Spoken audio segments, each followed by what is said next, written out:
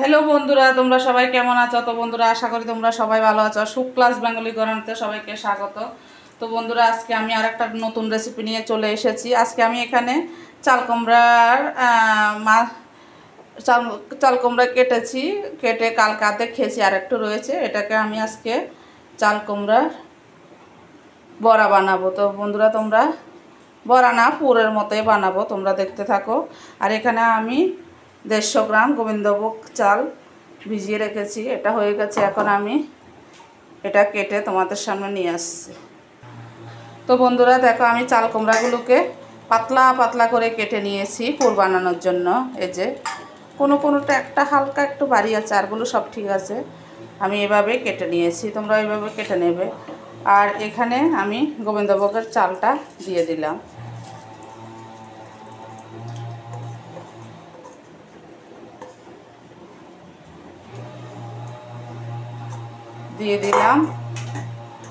আর কয়েকটা কাঁচা লঙ্কা, কয়েকটা রসুন দিয়ে আমি গ্রাইন্ডারে পেস্ট করে নেব। তো বন্ধুরা, আমি পেস্ট করে নিয়ে আসলাম, এখন এখানে ঢেলে দেব। আর স্বাদ অনুযায়ী নুন দিয়ে দিলাম 1 চামচ, আর 1 চামচ হলুদের গুঁড়ো দিয়ে দিলাম।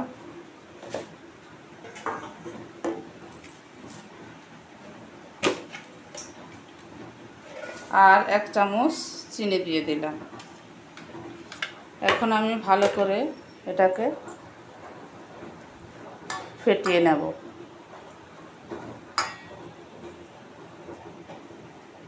তো বন্ধুরা, ফেটিয়ে নেওয়ার পর আমি চাল কুমড়োগুলোকে এভাবে এভাবে এভাবে এভাবে আমি দিয়ে দেব সবগুলো।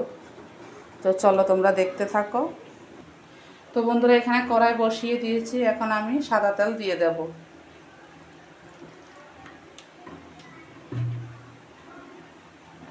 তো বন্ধুরা, তেলটাও গরম হয়ে গেছে, এখন আমি চাল কুমড়াগুলো দেব।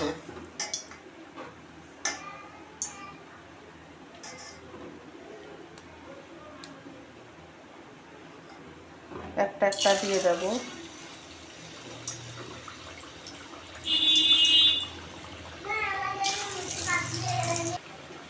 তো বন্ধুরা, আমি হালকা হালকা নেড়ে দেব যাতে সিদ্ধটা ভালো হয়।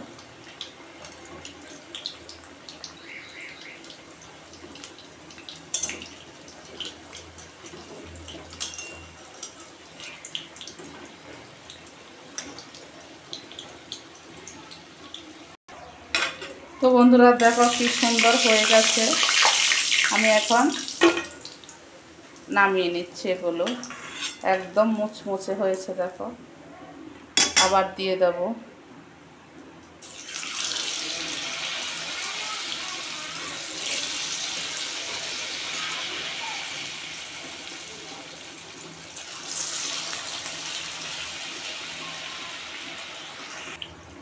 তো বন্ধুরা, এই 3টা হয়ে গেছে, আমি নামিয়ে নিলাম। আবার দিয়ে দেব।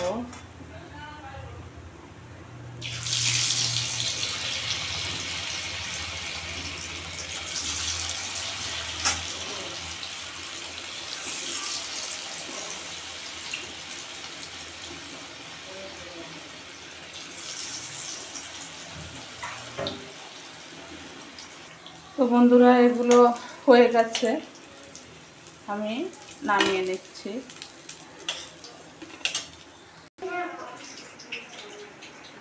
তো বন্ধুরা, চাল কুমড়া পুর হয়ে গেছে। ভালো লাগলে like, share, comment, subscribe, notification করে দেবে। Tata, bye bye. সবাই সুস্থ থেকো, ভালো থেকো। দেখা হবে নেক্সট ভিডিও।